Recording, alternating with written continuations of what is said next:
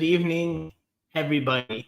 It is, two of us here, Simon Evans and Franco Panizo, back for the latest episode of Miami Total Football Radio, the show, aka Miami Total Football Radio. So, as you can see, we started with some somber music, not the usual upbeat techno music, and that's obviously because Inter Miami is in a bad way.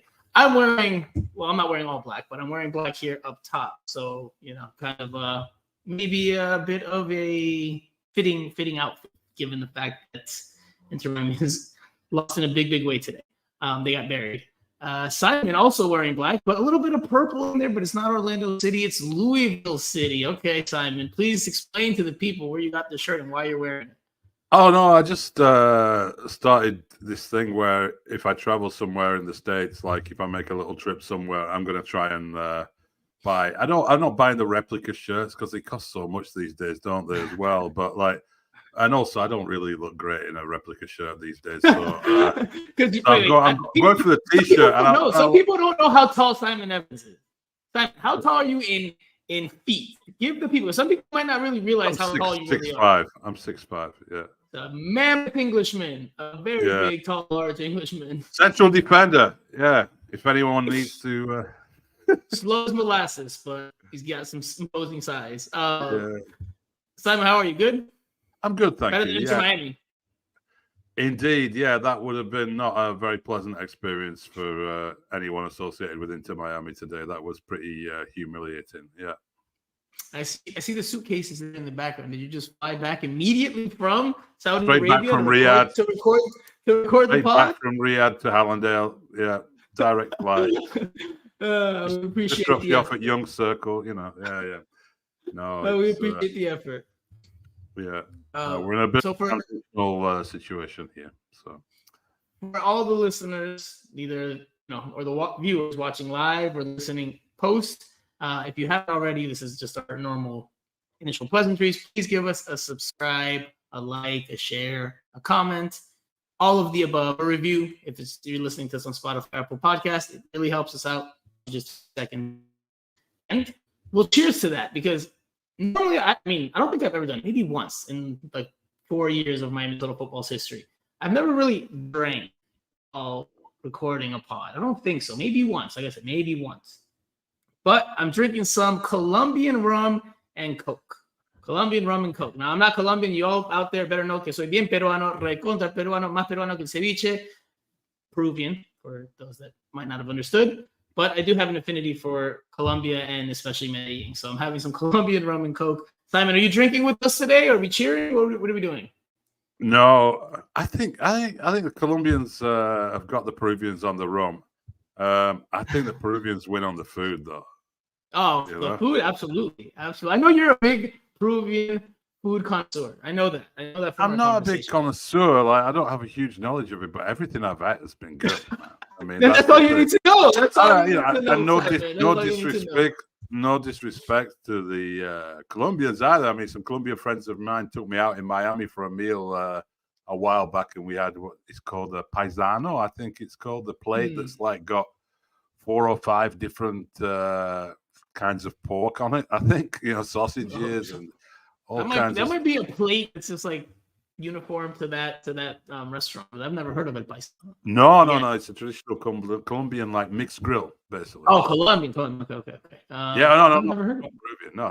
Maybe you're talking about bandeja paisa. Maybe you're talking about bandeja paisa.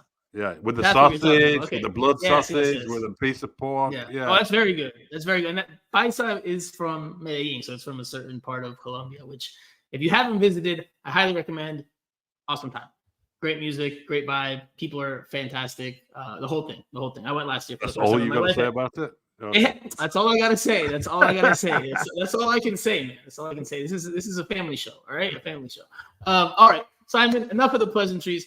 Let's just jump right into it because Inter Miami obviously suffered 2 losses this week, but obviously the biggest one is the most recent one today, 6-0 against Al Nassr, Cristiano Ronaldo's team. Now, Cristiano Ronaldo did not play in this game. Messi only appeared late on. This game was titled or dubbed The Last Dance, for marketing purposes and PR purposes, and their images were splattered everywhere, but Ronaldo got injured.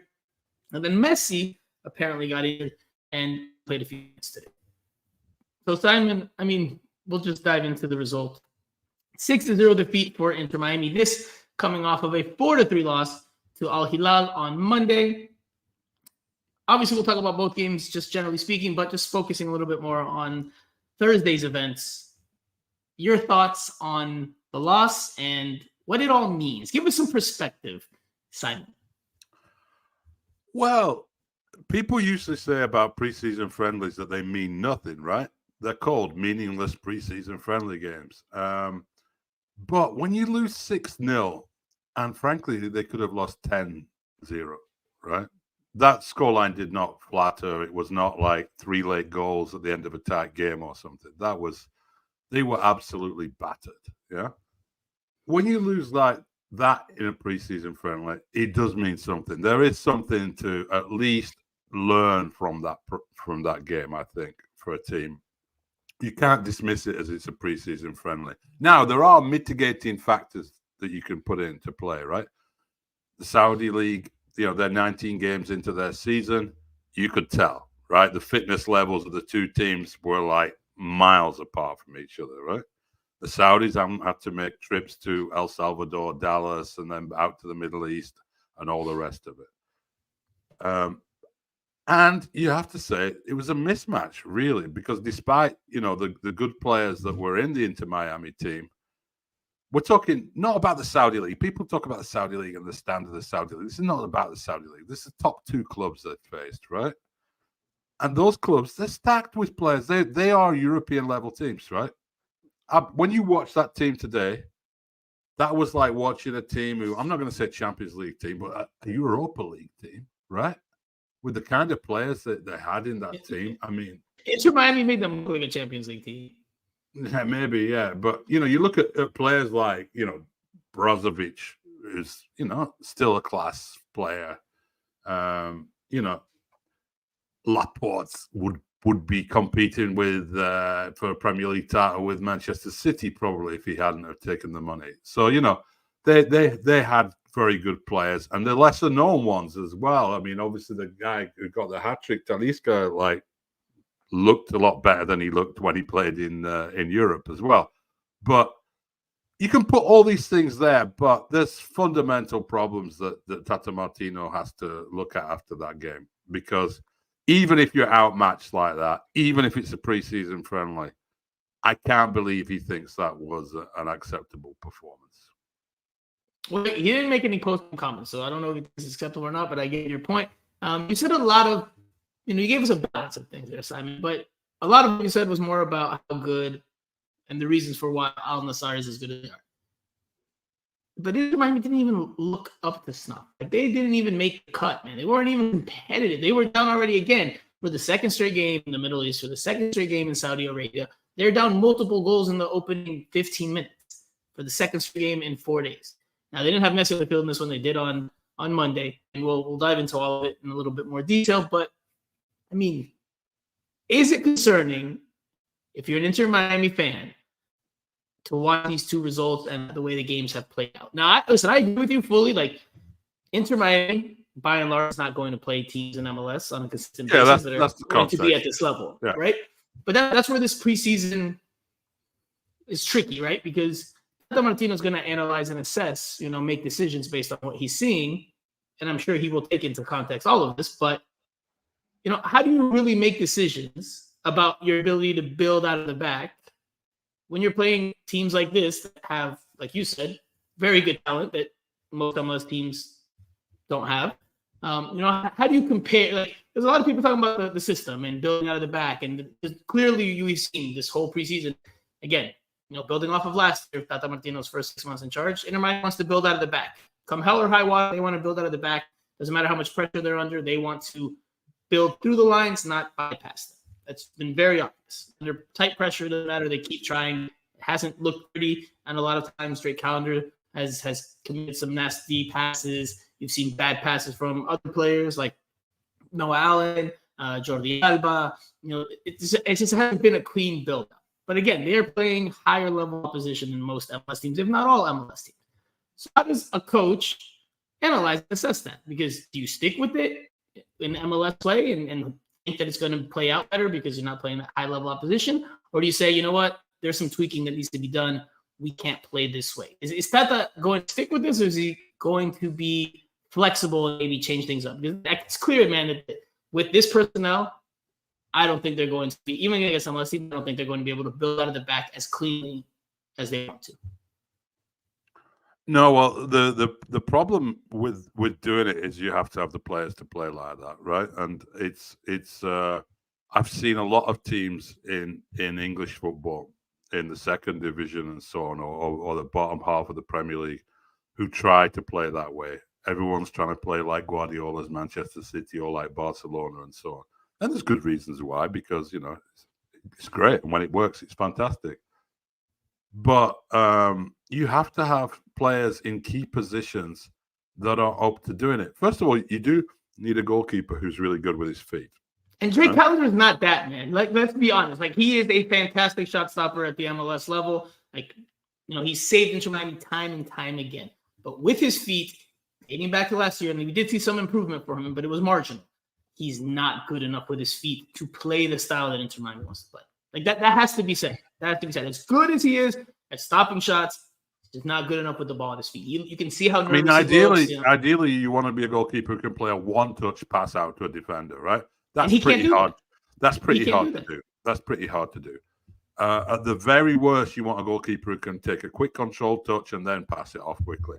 That's also a skill set that you need to have. And I'm not sure that under pressure, and there's no reason why MLS teams, if they spot this, they're going to put him under pressure on them because they know he's not. They're not wasting the run by pressing the goalkeeper because he's not just going to kick it past them. They've got a chance of catching him out. So that's a really tricky one. It's not just the goalkeeper in this system, the way they play that. Your central defenders have to be ball-playing central defenders, right? They have to be really good on the ball, at least one of them, yeah? The other one, you can maybe get away with, you know, somebody who can just lay it off quickly. But you need a ball-playing central defender who's comfortable on that.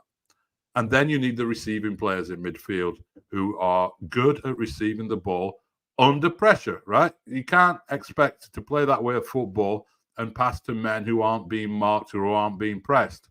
So Busquets, of course, is absolutely one of the best in the world at doing that, right? You can pass to him with a man on his back, with two men on his back, and he won't give the ball away. But he sometimes does. But you know, are there the other players around him who can do that? And it didn't look like it. I mean, to be honest, the biggest issue out of today isn't a style of play thing so much. It's basic defending, right? It's. I'm looking at that defense today and saying they couldn't cope with that attack. They just couldn't cope with that attack. So, yes, it's a better attack than they're going to be up against most of the time in MLS. But there's some pretty good attacks in MLS. I don't think Miami fans should start thinking that just because the Saudi team have got guys who cost a lot of money, that they're miles better than MLS teams. There's plenty of MLS teams that will press your back line if you try and play it out, and who will also ask a lot of questions of your back four. I mean, the quality in MLS is all in that area of the field, right? No one's buying DP defenders in MLS. Right. So, you know. Right, because the league might veto that as they have in the past. So, yeah, and that's not normally happening. So Inter Miami loses 6-0. They were down 3-0 in the first 12 minutes, including a goal from beyond midfield. Drake Callender gets caught way off the line. Ball goes into the back of the net. I mean, it was as ugly as the scoreline says it was. And there's a lot of comments here in the comments section. Jay Vasquez says, the rest of MLS is just taking notes on how to take down this Inter Miami team. They are clearly weak in the back. All you have to do is pressure and the defense or counter, and they'll turn the ball over. But then we've got a different take. We've got a different take here from Tracker. He said, dude, again, it's not a backline issue. Simon, you said it's a backline issue. For me,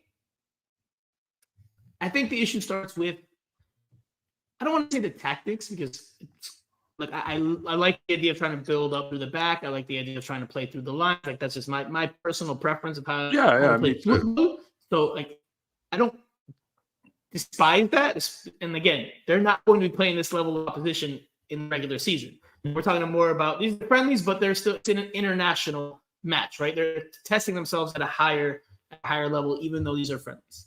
They're not going to be playing these teams in MLS. So against MLS teams, they'll probably be able to get away with it a little bit more. But does that mean, I agree with you, do they have the pieces? Do they have the horses to operate in this manner? I mean, look, I think Nicolas Freire, when he comes in, I mean, I've never seen him play, but I have to imagine that they like his ball playing ability. Like, I have to imagine that they brought him over for that being one of the very reasons they brought him. Because, look, Noah Allen has been playing as a center back. He's not a center back, not by size, not by nature or natural position. It's just not what he's good at doing. Now, he's played there since last year at times when there's Tata Martino. Tata Martino's preferred him over the likes of Ryan Saylor and even Christopher McVeigh, who just got traded to DC United for international slot and I think general allocation money. But Noah Allen's not a center back, right? So when it comes to the defending, he's going to have weaknesses that are going to be exposed in that spot. So while I agree with you, there's shortcomings defensively, and part of that is just lack of personnel that that isn't ready at this point. I think more of it comes down to what they're doing with the ball. And again, this high-level opposition, I agree with Jay Vasquez, who said the blueprint is out there for how to make this Inter Miami team suffer. I tweeted this earlier. The blueprint is out for how to make this Inter Miami team suffer. High press them and then be ruthless in the attack with the chances that you have. Now, that's easier said than done, especially if you're an MLS team. But clearly, this Inter Miami team has a lot of weaknesses. I don't know if Tata's going to change the formation or if he's going to stick with this. We'll see a little bit more in Asia that they'll be playing in the next few days because the level of opposition should be lower or be expected to be lower. So we'll see. I expect Inter Miami to stick with it. I expect Tata Martino to be stubborn. Wouldn't be the first time he's been stubborn with trying to make something or force the issue. But if it doesn't go well in these next two games, or if it's shaky, then I think you go into the season kind of reassessing things. So I'm mute. Yeah, I think. Look, there's bound to be some reassessment at the end of this. The upcoming game, you've got a Hong Kong 11. That should be, you're presuming that's going to be a much, much weaker opposition than what they've just faced. J-League opponents, they're going to be pretty decent. But then you come back and you play Newell's. Newell's, guys, it's a friendly match. They're playing against Messi and Tata Martino. Like, those guys are going to be fired up, right? They're not going to play in that game just to take selfies and sign autographs, right? So that'll be an interesting test. Oh, you think they might? I mean, we've seen MLS teams do it. We've seen all different other teams look for Messi and try to take the selfie. I mean, I wouldn't put it past Newell's Old Boys because of the ties with Messi and all that. But maybe, but I think they'd be fired up to try and show what they can do. Probably some of them would quite fancy a move to Inter Miami as well. Some of them, of course, absolutely. They play some of their fringer players, especially. But anyway, I think there's going to come a point where they are going to have to assess what they're doing. I mean, I'm guessing that defense, as for the points you just made about Noah Allen as well, who I really like. It's not a criticism of Noah Allen. I like him as a player. I think he's got a lot of potential. I don't necessarily think he's a central defender. I think he was just filling in there in these games. Really, obviously, we have pronounced for me, please, the new player who's arriving from Greece. Nicolas Freire. I think that's how you pronounce it. If I butcher it, I promise you'll get better by the end of the season. But Freire. I'm trying to do Spanish pronunciation into English. But yeah. Yeah. Is there going to be another one? I mean, McVeigh movie suggested to me there's going to be another one. So are you looking at, instead of, I mean, today was Noah Allen, Sergio Christoph, and Thomas Aviles, right? So are we looking at, I mean, you would think he wants to play Aviles in that system, who he probably thinks is more comfortable on the ball.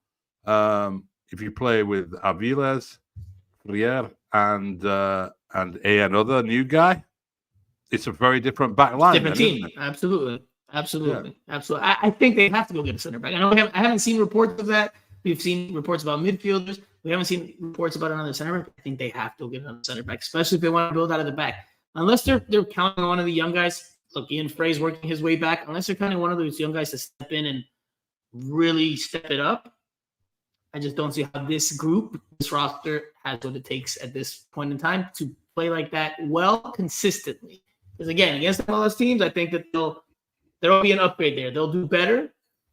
And I think that's where this whole preseason is going to make it very tricky and very challenging because they're not playing MLS teams. They played one, FC Dallas, and that's at the beginning of preseason. They're not playing MLS level opposition. So how do you really gauge where you're at if you're playing different level oppositions? And I think that's the tricky part. Ideally, you don't want to be playing preseason games, against teams who aren't in preseason, right? Because there's a massive difference in the levels of the fitness. There is. I mean, even, take the travel out of it completely, just on the fact that they've been training for 2.5 weeks, Our buddy Juan Arango in the comment section saying there's still talk of Fede Redondo.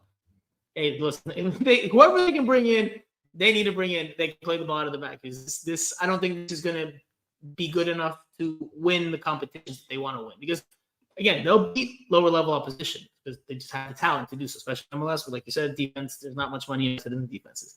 But when they get to those top level teams, whether it's in Champions Cup or whatever, you got to be better. And right now, it's not good enough. It's not good enough. It is preseason, like you said at the start. Let's listen to Julian Gressel. Let's take a quick little break here to listen to Julian Gressel after the game, talking about the lessons learned from this defeat, this embarrassing defeat. Una vergüenza total, in my opinion, complete embarrassment, even though it's only preseason. But this is what Julian Gressel said after the game. Yeah, obviously not the result that we wanted, but obviously a lot of lessons I think to take and a lot to learn from for us to grow. I think there's a ton of stuff that we can look at and we can go over with on film, but obviously it starts with us having a good start to the game. You can't be down 3-0 with 12 minutes into the game. I think that's what it was, and those are lessons that you learn in preseason. That's where we're at. That's where we want to improve upon, and ultimately, when the time comes when it counts for us, that's when we want to be at our best. And those games are valuable in that sense, even though they sting quite a bit. Simon, what do you make of that? Just curious what you make of those comments from Julian Gressel. I don't know. I mean, I don't really like analyzing those kind of comments. I mean, they just. What do you mean? Why not? What do you not like about that? Because they don't mean anything. They've just been beaten 6-0. He's trying to get out of the interview as fast as he can without saying anything embarrassing, Can I want to add something there, Simon. I know I asked you a question, but I want to add something. And I do think that on a bigger level and a more, a higher level, this could be a problem with this team, right? Because we have Cuatro Fantásticos, right? We label them the Cuatro Fantásticos, at least I do. The Fantastic Four, which are Messi, Luis Suarez, Sergio Busquets, and Jordi Alba, right? And then it's the rest of the team.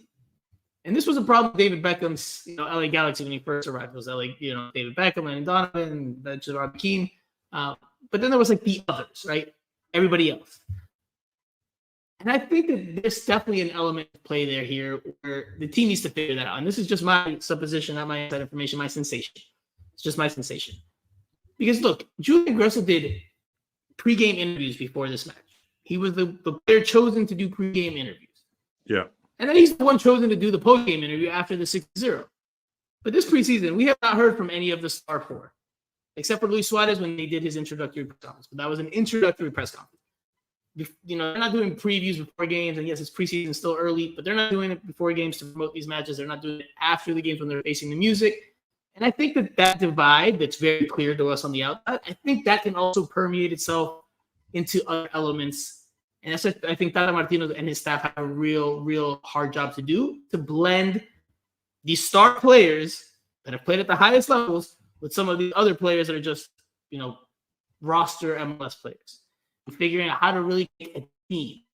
Not so much in this game. Well, you can say maybe in this game. But in the Al Hilal game, there were times where you saw 7-8 players defending, but the star duo up top of Suarez and Messi were just kind of not really putting. Yeah, well, we've seen that happen at a much higher level. I mean, I watched Paris Saint-Germain in the Champions League when Messi was playing there, and there was him, Mbappe, and Neymar, and 8 other guys working, trying to close down Liverpool and deal with Liverpool's press and things like that. And those guys were sitting up front. It can happen, and it can be corrosive for a team if you get into that situation. Yeah, I mean, I wonder.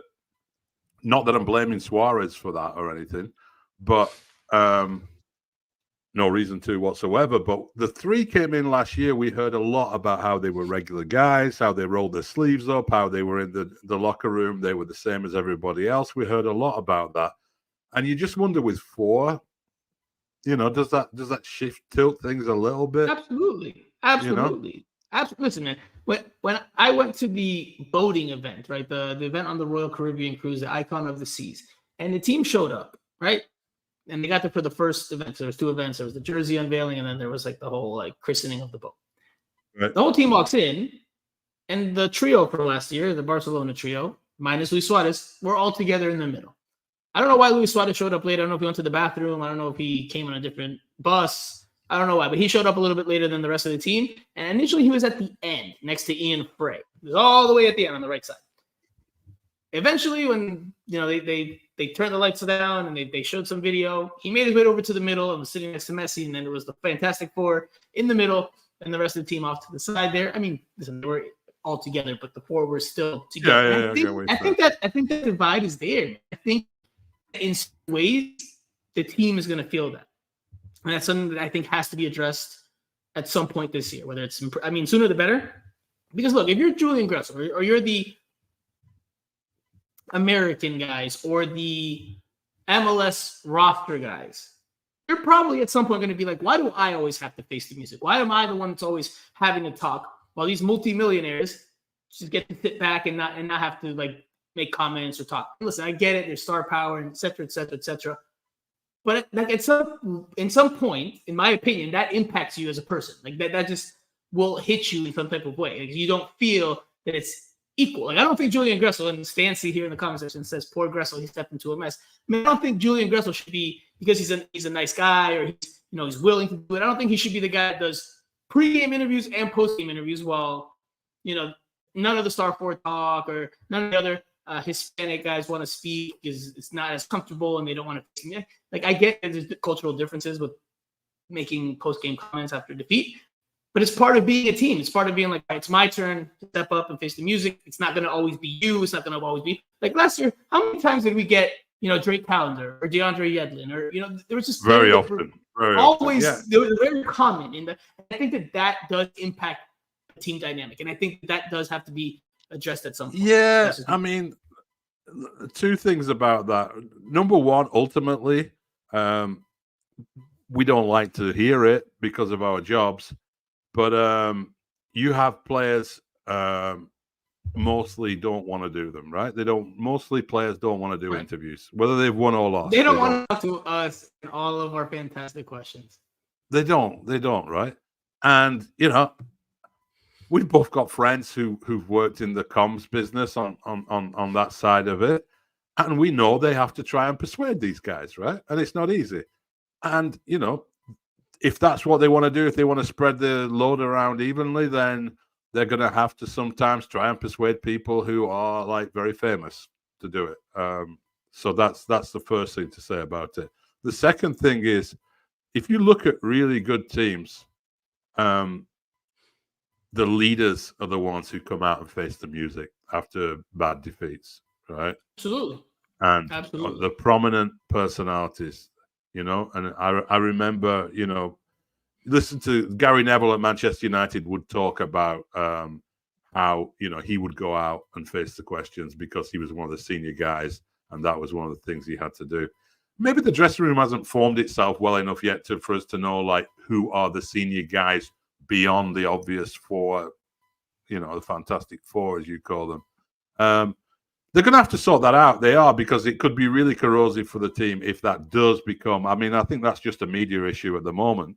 But you're right that it has the potential to be something that could reflect a divided locker room, where a divided locker room is a disaster for any team. Disaster for any team at any level.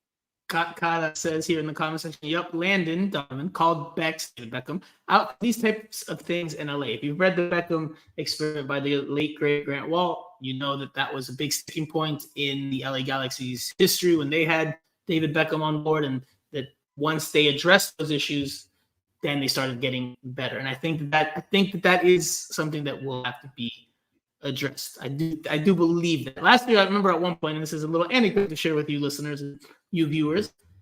I forget which game it was. It was a home game. Inter Miami lost, and Andrea Llanes, who's a regular co-host, myself, and I think Jose was maybe there as well, Armando, our other co-host. We asked for Pizarro, Campana. I don't remember if it was Higuain. There was a third player that we asked for. That was one of the veterans, one of the bigger name players. And none of them chose to speak after that game in the locker room. This is when we were still in the locker room. None of them chose to speak. They all said no, politely declined, which, understand you don't want to speak, you don't want to speak. But to me, it showed, and I tweeted this, and then I got conversations about it from people within the team. It showed a lack of leadership. It showed a lack of a true leader who's going to step up and face the music. Why is it that, Noah Allen, for example, has to go and speak to the media after a big loss? Why is it one of the modern players or one of the bigger name players? Why is it the little guys that got to do all the grunt work in terms of, public appearances when things don't go well, because when it goes well, I'm sure Luis Suarez will be more than willing to talk after he scores a hat trick in a 5-0 victory. I'm sure he would. And these are things that I think the team in general, they're going to have to address, on the field and off the field, because this is not FIFA. It's not just you put 11 players on the field and boom, okay, automatic chemistry. Like there's things that impact the makeup and the dynamics of a squad. And I think, that's part of it. I think that's part of it. But Simon, let's switch gears just in general about Messi's injury, right? Because today, right, Lionel Messi initially was not on the roster. Like Inter Miami tweeted out a game day, like the starting lineup with the bench, and Messi was not on it, and said that he had injury, that he suffered a bit of a knock in the last game against Al Hilal, and that he tried to give it a go in training yesterday, but he didn't feel great.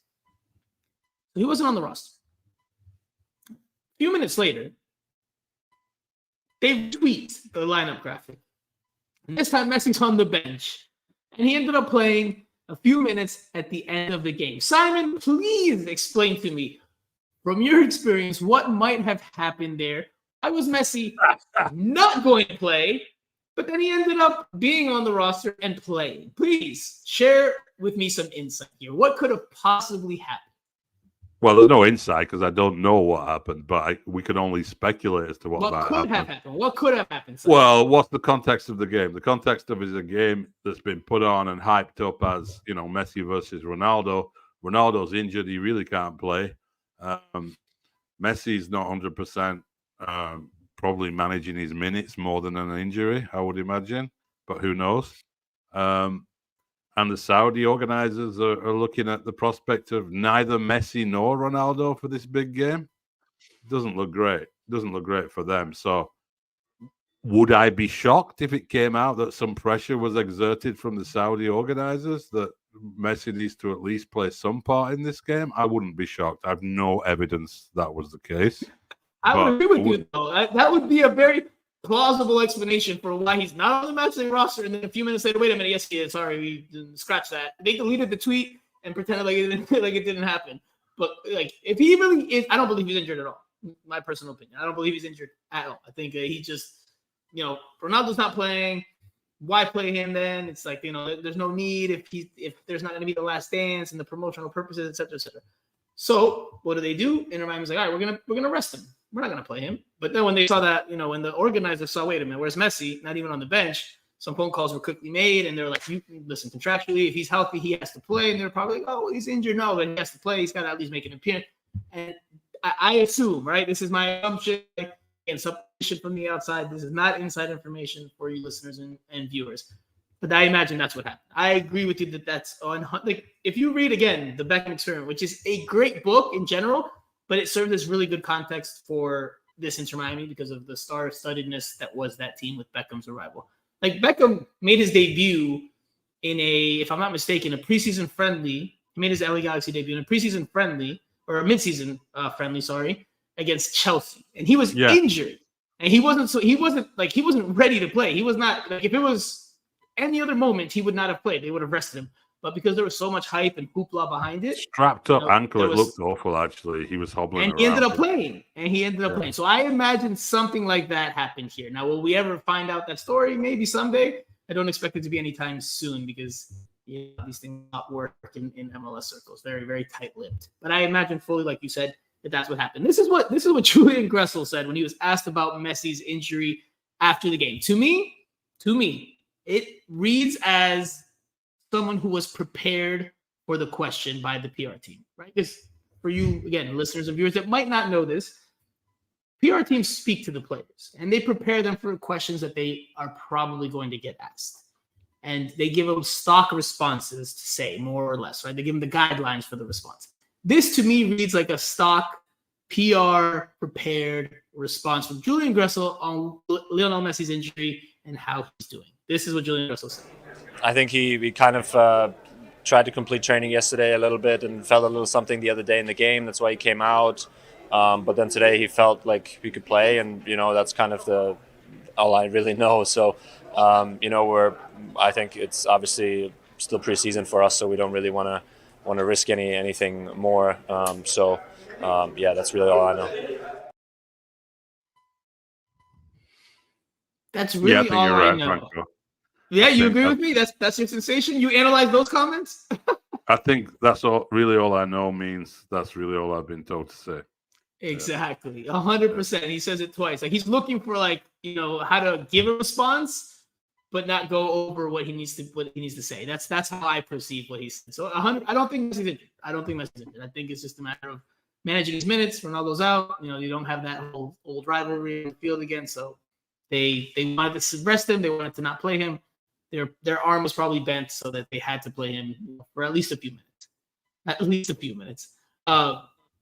Simon, this question this talking point has been in the immediate aftermath of this game, during the last game, Inter Miami 4-3 loss to Al Hilal. And it's something you touched on earlier, but I would like a little bit more. I want a little more substance here from your response, because there's a lot being made about the leagues. There's a lot being made about the level of the competition. Let's not forget Cristiano Ronaldo not too long ago said the Saudi league is better than MLS. Obviously, Inter Miami has lost 2 games. He also said it's better than the French league recently as well. well, that's a different talking point. But Simon, this team has lost 2 games to the top Saudi Arabian teams who have, were in mid-season form. But it's arguably I don't even think it's arguable. I guess people could argue it. It's the most star-studded team in MLS history. They are going to get judged differently than everybody else. What can we make of the level of the league from these 2 games? Is it fair to make judgments? Is it fair to make overall sweeping assumptions about the levels of these leagues?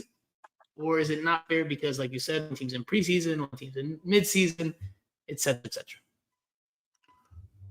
No, it's not so much that. I have no doubt that if Inter Miami and Columbus Crew and LAFC were to take on Al Hilal and Al Nassr in the middle of their season, that they would also struggle, right? There's no salary cap in the Saudi Pro League, right? So, that team today, the Al Nassr team, not only was without Cristiano Ronaldo, he was without Sadio Mane, right? Champions League star, last season with Liverpool and then Bayern Munich and so on. So those top 2 teams are absolutely on a level with teams that compete in Europa League and maybe even the group stage of the Champions League, right? They look and feel a bit like kind of a Shakhtar Donetsk kind of team with like a couple of extra stars that Shakhtar never had, right? But, when they always had like 3 or 4 Brazilians in there and that kind of stuff, and then some Ukrainian guys that you'd never heard of doing the work in midfield and at the back and all that kind of stuff.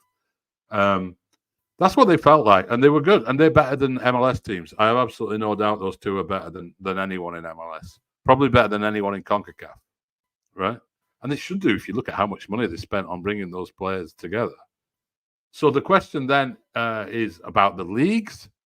Well, there's a team who are 13th in the league called Al Hilal. I have no idea how good they are, right? And none of us do. So, I suspect that if you get outside the top 3 or 4 teams, there's only actually 5 teams that have been part of this massive spend in the Saudi league, right? So if you look at the points at the top, Al Hilal have 53 points, Al Nassr have 46 points, and then the 5th place team is on 30. The 6th place team is on 29. There's a massive drop off. Yeah, so they're not. And it doesn't really matter either. I know people in MLS get all wound up. No. Hold on. There we go. That's where I was waiting for that. Because that is the question, my friend. Before I get to the question, Kara says, perception after today, Saudi is greater than MLS, and Saudi pay more and closer to Europe for European players. A big hit to MLS. Simon, how much does this result matter? How much does this impact? Listen, perception's reality, my friend. Whether Inter Miami is the top team in MLS or however you want to view them, Inter Miami, perception is reality. And this is worldwide headlines. Like I've seen Peruvian accounts that are soccer channels, that are soccer media outlets. They're talking about, oh, what's wrong with Inter Miami? What do they need to improve, with pictures of Inter Miami all frustrated and everything. Simon, does a result like this, even though it's only preseason, does it matter at all, or is it completely meaningless? Completely. No, it's not completely meaningless. I argued this on Twitter earlier. Preseason friendlies are meaningless until you win or lose 6-0 against a good team. Yeah, it's a result that has an impact. Yeah. But what I'm saying is that people in MLS and around and fans and stuff are obsessed with this which league is better thing, right? Do other people do that? I mean, in Europe they don't really have these discussions all the time. That this result shows that the French league is better than the German league. They actually compete internationally, Simon. They actually compete in the Europa League. But even I've seen people starting up immediately, when Brandon Vasquez scores a few goals in his opening couple of games for Monterrey. That I heard somebody saying oh yeah, that shows Mexican league's better because Vasquez was one of the best players. He's left MLS behind and gone there. And then somebody else going, look how easy it is for him to score in Liga MX. He wasn't scoring that easily at Cincinnati. All these ludicrous arguments about this kind of stuff. So how much does it matter, Simon? How much does it matter? I mean, is MLS better than Liga MX? No. In your opinion? Top to bottom. Top to bottom. But the 2 finalists in the League's Cup were both MLS teams. I think it would be League's Cup that are all played in on U.S. soil. Where right. Well, this was played in travel. But that's what I mean, right? It's a silly argument to make, just as it would be, But to argue about the Saudi league as a whole, the top team, right? But this is your wheelhouse, Simon. The reason why Europa League and Champions League are so popular, besides the fact that they have the top talents in most of the top towns, or a lot of the top towns in the world of the beautiful game, it's because it's international competition. You're measuring yourself at a higher level, and you're seeing who's the creme de la creme, who is top of the game. Because that's where you measure yourself. It's not well, this team brings in this much money, or this team is this popular and has this many social media followers. You're competing, and that's where you really gauge, where teams are and where players are, and how you measure yourself as a measuring stick at that level. And I think this does matter. Like you said, losing 6-0 absolutely is not meaningless. Like Tank721 in the comment section says, yes, because it was an ass whooping of Mike Tyson proportion. So Inter Miami got embarrassed today. It was embarrassing. They didn't even compete, man. They did not compete. At least in the last game against Al Hilal, they were down 2-0 early, 3-1 at halftime. But and the first half was terrible. And I think it's concerning that they get off these slow starts. But the second half, they competed much better. David Ruiz got a penalty call, and then he scored a great goal a minute or 2 minutes later. They competed better in the second half.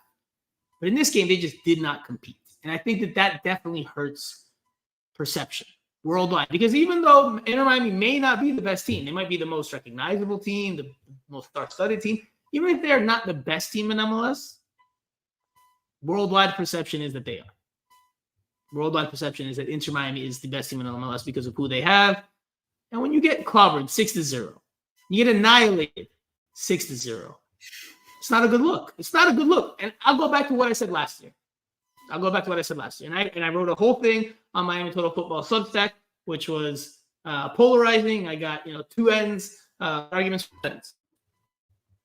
When they played Barcelona in that mid-season friendly, maybe this wasn't last year, maybe this was 2 years ago now. They got clobbered 6-0. And I thought it was a misguided opportunity or a misguided idea to play against Barcelona and lose 6-0 because it just makes you look terrible in the world's eye. The whole reason of this worldwide tour, this woeful worldwide tour, is because they want to grow the brand and expose the brand and show where they are, et cetera, et cetera. And they're not doing anything positive here other than showing these new pink jerseys around in different parts of the globe. Like, they're not looking competitive. They look not to par. And it's making people have more of a belief, rightfully or not, that Inter Miami and MLS are at a very lower level, a very inferior level than teams in the Middle East and teams in other parts of the world. No, it's not a good look. You're right. I mean, I think, to be honest, if you're going to play these kind of games and you really think that it's like about building your brand and about representing MLS on a global stage and all this kind of stuff, play them in December when you finish the MLS season, right?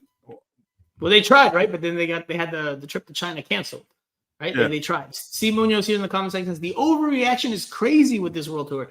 What did everyone expect? It's the shit show exactly as I thought it would be. And we're cursing. We are cursing. I normally don't curse. I try not to. I curse a lot in my personal life, but I try not to curse on the podcast. It's just not my style. But whatever. We're doing it this week. We're drinking. We're cursing. We're doing it all.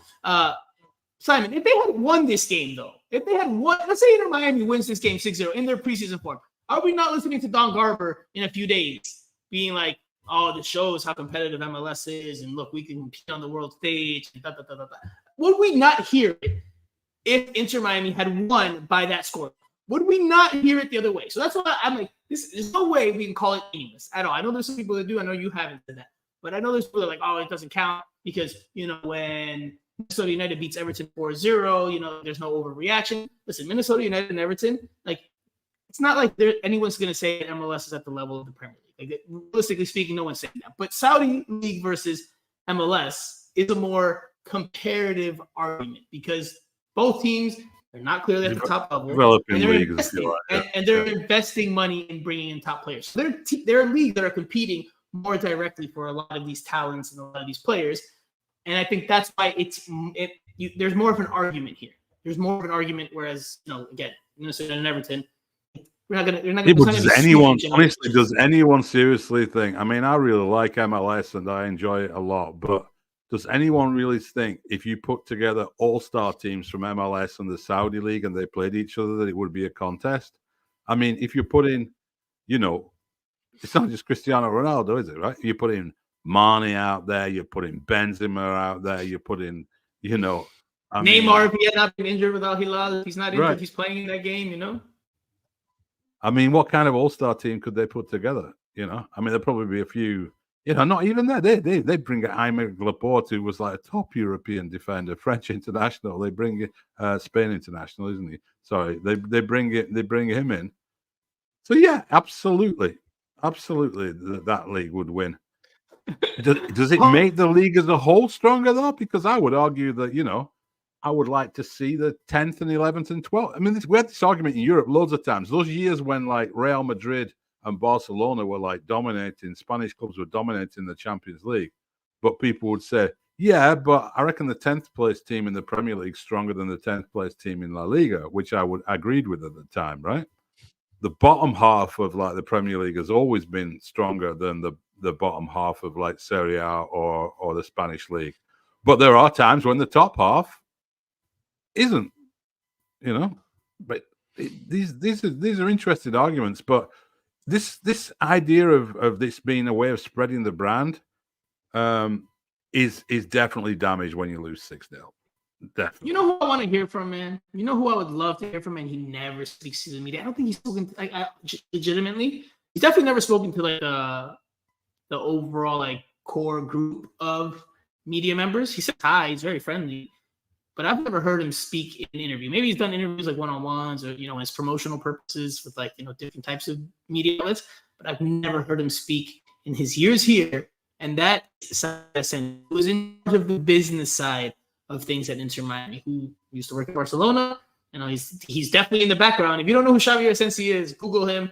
He's in the background in a lot of these games and a lot of these moments. He was on the field before the game. Yeah, he's a very important guy at the club. He's very important at Inter Miami, but he never speaks. He never speaks. And I would love to hear from someone on the business side how they justify these trips. I mean, it comes down to money. I mean, that's what it comes down to. And look, harsh shit here in the comment section says, I'm not joking, but college team defenses are better than Inter Miami. I think it's a bit hyperbole, but, listen, Inter Miami has not looked good. So, I mean, very quick. How much does it matter? I don't know how you quantify it. I don't know how much does it matter that they got pummeled 6-0. Que los humillaron, Simon. Que los humillaron 6-0. How much does it matter? Just however you can quantify it.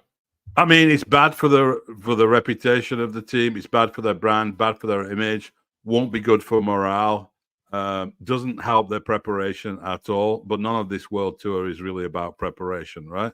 So they're going to come back with some problems. Yeah, probably. Going to have to solve it really quickly when they get back. No, the only thing that matters, what matters, there's no point to stay. What matters is what happens against Real Salt Lake on the 21st of February. But does this help or hinder them prepare for that?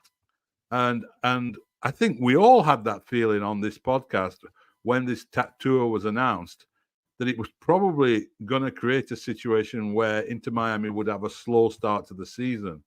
Instead of where, if they'd have worked at home, played a couple of friendlies against MLS teams in some Coachella Valley tournament like everybody else does, and got themselves ready and then hit the ground running against Real Salt Lake, they would have been better prepared than doing this. But they haven't done it for football reasons. It's been done clearly for commercial reasons. Not just money, but the branding and the overall sort of, project with the club. So they kind of sacrificed their preseason for that, really. And I don't think they expected to get this kind of result. But yeah, they're going to have to deal with it. They'll play an easier team next, you would think. They want to avoid a defeat against the J-League team, come back, get ready for the Newell's game. But, there's going to be new players to integrate. There's players missing. It's going to be I think that back line today, I agree with the comments. I think, it wasn't good enough for the defending there at all. But I think it'll be a very different defense in place when it starts to matter, But be wary of international games. Don't start thinking the CONCACAF Champions League is going to be a stroll just because you've got these guys on your team. Cup, Simon. They've changed the name. Champions Cup. Come on, man. On brand. Yeah.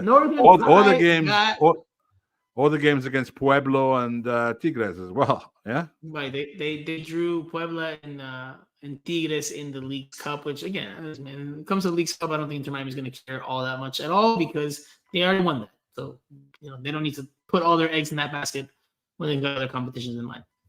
Northern Tide Garden, guys, says preseason is preseason. Yes, the brand still extends win or lose. I guess. I mean, I don't know if it extends. Yeah, it extends, but like you're becoming more of a laughing stock than a team that, is being looked at as, they're a serious team. They're a team that you need to watch out for. I want to hear one more quote, one more comment from Julian Gressel, because he was asked about the leagues or the teams and if it's fair to compare them, and I didn't like his response. I didn't like it. I'll share with you why, but let's listen to it first. I don't think you can compare. I think we're very early on in the process of us getting ready for the season. This is our third week now, end of the third week. Together as a team after a long couple months off, and so I don't think you can really compare.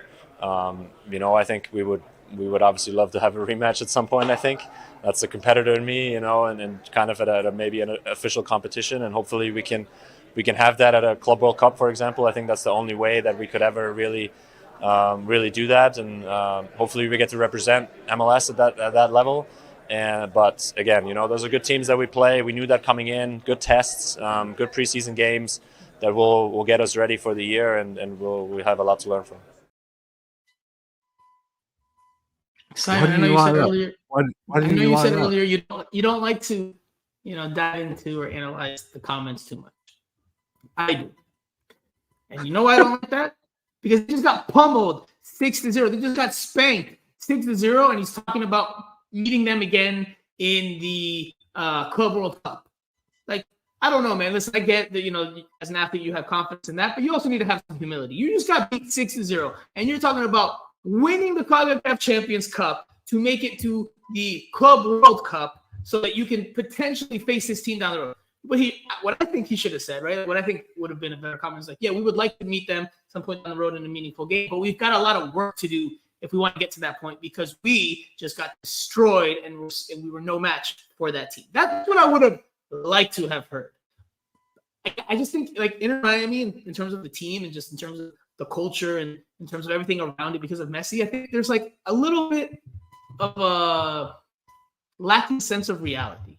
Like, you just got destroyed 6-0. Now you're talking about the Club World Cup. Like, come on, man. Am I like, please comment section. Am I like overreacting to that? Like, how can you talk about this when you aren't even at this? Like, that to me is just to me it shows the mentality of Inter Miami. And look, it's good to be ambitious, but you also have to be humble and know where you stand and where you need to get better. That's my. I think to give Gressel some credit, like, I think what he's just saying is this wasn't a real game, right? This was a friendly game, so you can't make judgments on this game, right? We've already said you can, but if they had won, I guarantee you, MLSsoccer.com would have had Inter Miami smackdown, Cristiano Ronaldo's on the and you would have seen all the propaganda all over MLSsoccer.com for the next 3 days with videos of goals and the articles and the tactical analysis and the promoting and the pom-pom cheering because of how good MLS is. But when they lose, there's a certain section of MLS circles. They're like, oh, it's preseason. It doesn't matter. It only matters when MLS does well. When they don't do well, there's always excuse making. Listen, man, I don't share that belief. You're out there competing. You're out there to compete. I'm not saying they have to win because there are realities. They're in preseason where the other team is in midseason. The other team can spend in an unlimited manner where Inter Miami has a cap. But you need to be more competitive than 6-0. That's all I'm saying. That's all I'm going to say. Simon, see, this Paul Gressel has to come out and answer all the questions, having done all the pre-game stuff, as you pointed out.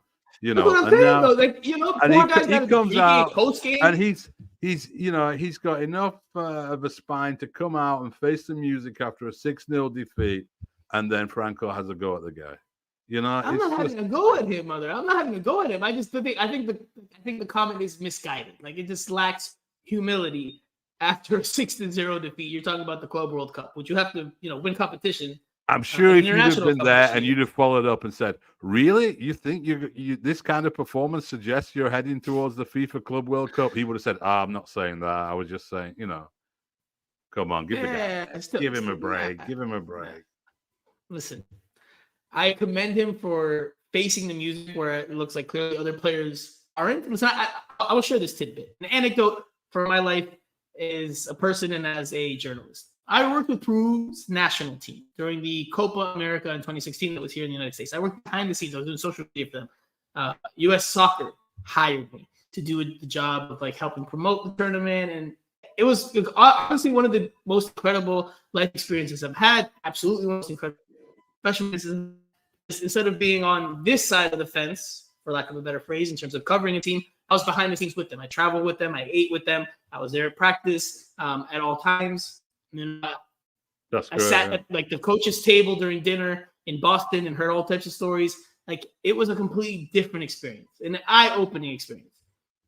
When it came to doing interviews and the PR lady would come over to try to grab the players, I remember this very clearly in Arizona. It was a nighttime.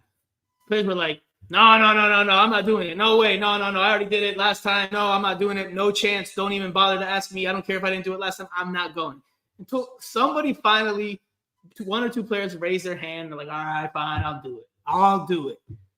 And I can imagine Julian Gressel is the first guy that, maybe the PR team's like, hey, would you do this? And he's like, he's new.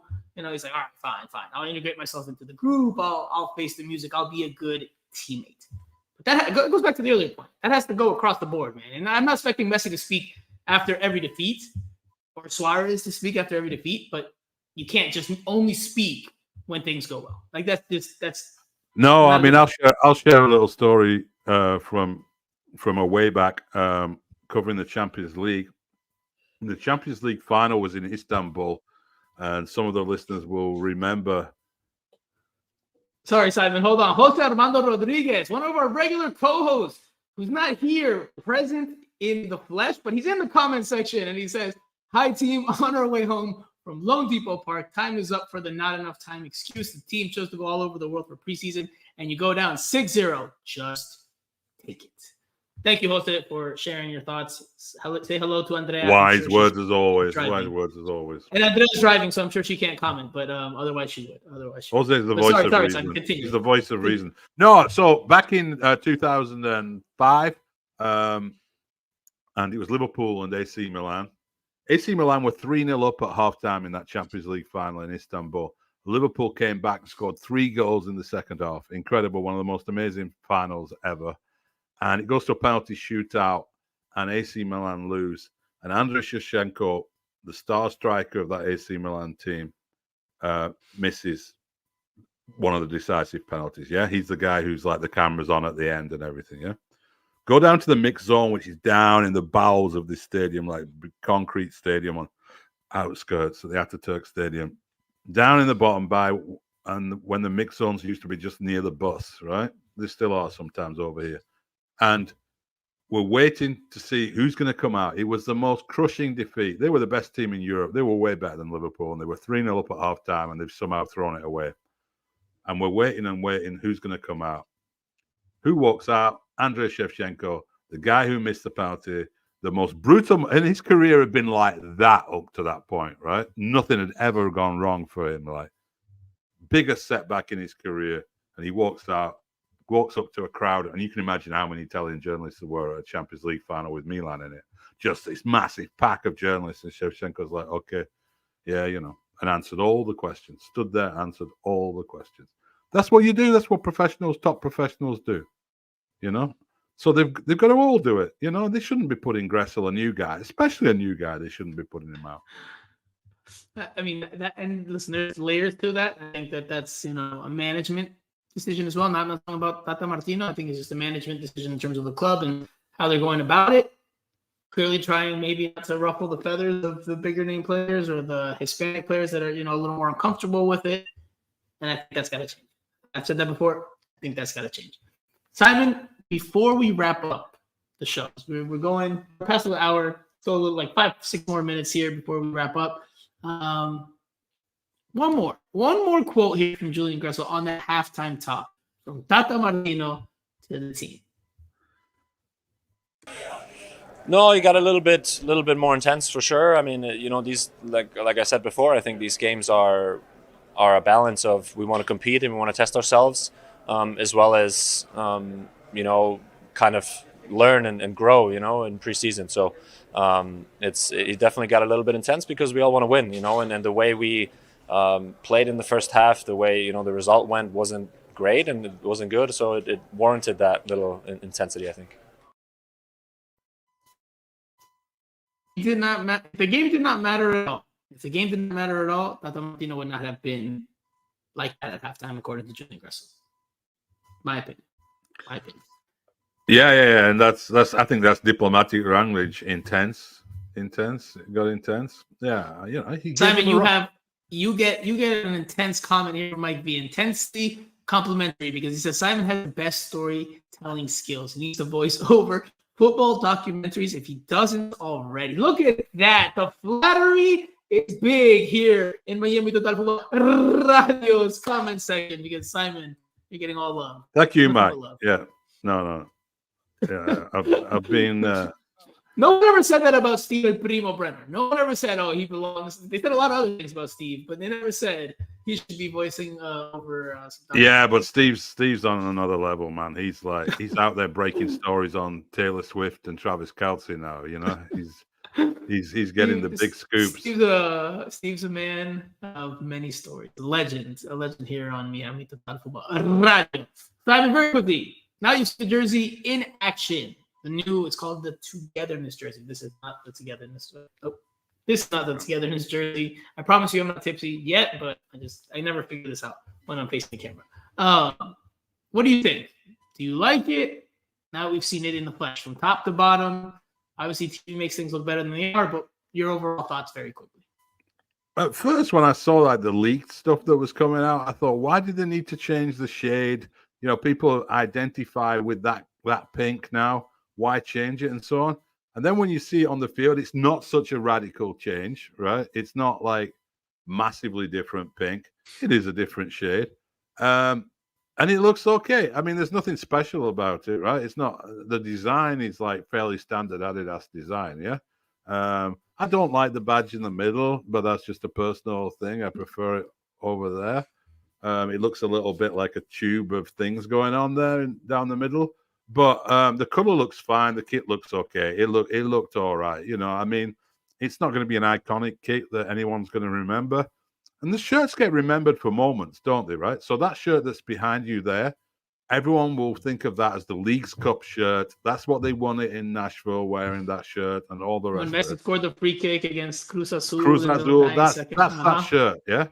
So far, the new shirt is going to be remembered for the one they wore when they got beat 6-0 in Saudi Arabia. But we're at very early days in the shirt story. So let's hope that shirt, for the Inter Miami fans listening anyway, let's hope that shirt has a more successful and prosperous future. There are better times to come in that jersey, surely. Quickly, just to touch base, we touched on Christopher McVey being sent to DC United. Nicola Stefanelli was transferred to a Hungarian club. So also... He's gone very to good. I saw your tweet with the historic background and context, which was fascinating, Simon. If you want to share it, go for it, but you don't have to. If you don't. No, I mean the club. People see this team Fehérvár FC. No one's heard of them because they've only been called that for a few years. But Stefanelli has actually gone to one of the more better-known teams in Hungary, and actually a team that did well in Europe in the past. 1985, they got to the UEFA Cup final. They were called Videoton in those days. You would have to be a much older viewer than this, than I think our young demographic attracts. But they lost to Real Madrid in the final, but they beat Manchester United in the semi-final to get there. It's a great little club. Vidi, everyone called it in Hungary. Now they're called Fehérvár FC. They're from the town of Székesfehérvár, which is a nice historic town in Hungary. And that's where Stefanelli's gone. It's a curious move, but he's had an interesting career for an Argentine guy. Yeah, he was in Sweden before he came to Miami, and now he's going to Hungary. So it's the world we live in, man. In Sweden, he was like at a decent level in Europe, you know, with the potential to maybe move up had he done well enough, impressed. He decided to come into Miami for whatever reasons, financial, you know, lifestyle, potential to play with Messi, etc., whatever the case is. But it was a step back in his career because now he's gone from Sweden to MLS, which at best, I think is a lateral move, and now he's gone to Hungary, which as historic team might be from Sweden, my opinion. Yeah, no, it is the Hungarian league. Unfortunately, is and he did listen here. He never found a spot. You know, he struggled with injuries. He struggled with finding a position where he could really impact things consistently. I don't think MLS was well suited for him. You know, whereas other people have moved up, despite maybe not great times at Inter Miami, he definitely, in my opinion, took a step down. His career definitely took a hit there. So, you know, yeah, but football. Great quote. He he had a soccer brain. You know, we jokingly would tell him after interviews, like, "Yo, you're going to be a head coach later on," because we love, we like talking to him. At least Andrea, Jose, and myself, we like talking to him. Getting quotes from him after games because he would dive into the nuances and the analysis with such detail that it was such rich detail that it gave you a lot and gave you a lot of understanding. But he just didn't cut. He didn't make the cut during his time here. Again, he was a player that was brought by the previous regime, but the previous head coach. And clearly Tata Martino thought he was surplus to requirements, as he did with Christopher McVey. But the weird thing about football is, like, and if we forget this constant battle of statuses that there always is within football, that's part of the game as well, right? So the Hungarian league is like one of the more minor leagues in Europe, it's true. But for all the great tradition and history that there is there.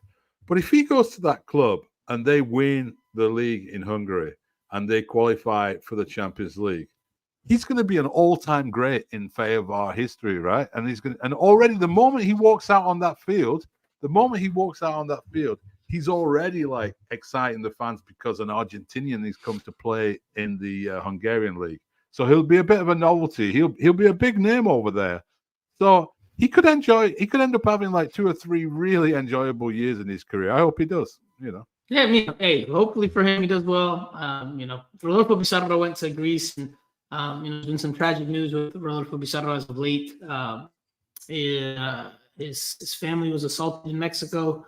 I believe his aunt passed away. May she rest in peace. Devastating news. But back to just the football aspect is sometimes these moves are made with seeing it as a stepping stone for something better, but it doesn't always pay out, and sometimes it makes you take a step. See what Stefan does with the rest of his career. Going back to the jersey, I think it looks good in terms of the color. Like, I don't think it looks terrible like some people thought it might. I like the design with it has more black than this one does, so it contrasts a little bit better. But the logo is terrible. Terrible. If you look at Drake Callender's goalkeeper jersey, it's traditional. It's whatever color it is, and it's been yellow. But he's got the crest, he's got Adidas, and then he's got the Royal Caribbean logo in the middle. It's not all vertical. I thought that would have looked fantastic on this new Togetherness pink kit. But alas, we got stuck with the vertical look. Yeah, I don't know why they did that. But anyway. All right. So Inter Miami will play the Hong Kong All-Star team. I'm not calling it the national team, but it's a Hong Kong All-Star team on Sunday. I hate making promises, Simon, about like when we're going to be on, because given your guys' schedule, it's very difficult to coordinate for all of us to be on, or for a couple of us to be on. I doubt many people are going to be up on Sunday, overnight watching this game live. But maybe, just maybe, we'll do something post-game at like 6 a.m. If my memory serves me correctly, I think it's at 4. Maybe. I know it's a hard ask, but I mean, we could do one of those. We could do like those guys do down in Argentina. Like, we could like do it during the game. Like, golazo! You have a little team lineups on the side, and we stand there and like, Maybe I'm gonna need some more Colombian rum. I don't know if I've ever drank Colombian rum at 4 or 5 in the morning. I think people would tune in at 4 a.m. to watch you on your second bottle of Colombian rum doing live commentary on the Hong Kong All-Stars versus Inter Miami. I think that would be a winner. Cara says, I will be up. So Cara, the man of the people, a faithful Miami football listener. Gotta be the number one. I don't know. Hold on. We can't just give him that title like that, Simon. He's up there for sure. In terms of being loyal, I've never been on this podcast and not seen a comment from Kada. Kada is very loyal, and he knows stuff about me in my personal life through Instagram and other things that I'm trying to find out who it is, but props to Kada for being true through and through. All right, Simon. I think that does it for this week's show. We talked a good bit about a lot of different things. There's going to be 2 more friendlies in Asia for Inter Miami. I'm not going to show today. We'll see what we can do. Tank721, who is our resident referee here, he was quiet. He was having a good silent game, but he wants to be part of the show. There was no disrespect to Tank by saying that. Yellow card to El Gigante Simon Evans. And if you don't know what El Gigante means, it means the giant. So, my apologies. Yellow card to Simon. But anyway, all right. That does it for this week's show. Simon, as always, wonderful time personally speaking with you about football in more detail. I know we do it during the week in our beloved and famed WhatsApp group, but we don't get to get in as much juicy detail here, where we get to like bicker a little bit more, you get to debate a little bit more, you get to give me a little more substance to the opinion. So I appreciate you for coming on.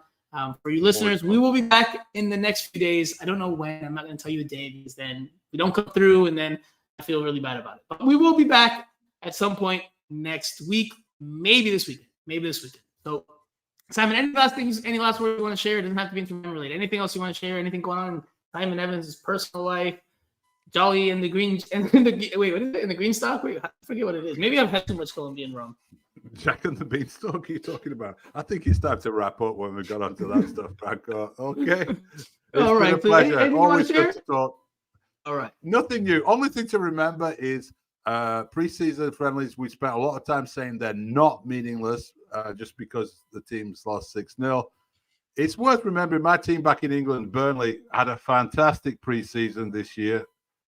Yeah, exactly, Carter. My team back home, Burnley, we went out, promoted from the Championship. Our preseason friendlies included a game away at Benfica. We went out against Benfica Champions League team and outclassed them for 90 minutes with even our bench players like looking absolute quality. Everyone was like, we're going to do so well in the Premier League this year because fans, we like preseason friendlies when we go and perform really well against teams like Benfica. And looks like we're going to be relegated straight back down to the Championship after a disastrous season. So they really don't mean a great deal in terms of predicting what's going to happen during a season. So my message to Inter Miami fans would be, yes, ask questions, look at it, scrutinize it, do like we do, talk about where it's gone wrong and what could be better. But don't let it get you too despondent ahead of a new season. I think there's a lot of exciting soccer ahead. Kyle says, up Burnley. Thank you, Kyle. The only thing I will add, I don't know if I have anything to add. Maybe I don't know. I don't have anything to add. No, that's it. I'll just leave it there. I'll leave it there. All right. So for Simon Evans, I'm Franco Panizo. You guys have been listening to, and if this doesn't roll off the tongue, because it takes me a second to go from English to Spanish, Simon's going to crucify me. But you have been listening to Miami Total Football. See, I already got stuck. I'll do it. Radio. Hey, if you want to go for it, come on, let's get one, Simon. Come Miami Total Football Radio. Hey, muy bien, Simon. Muy bien. Better than me. Better than I. All right. Well, we'll be back in a few days. Thank you guys again for tuning in. It's been a pleasure. Again, like, comment, share, subscribe, leave a review, all of the above. And we'll talk to you guys again very, very soon. Bye.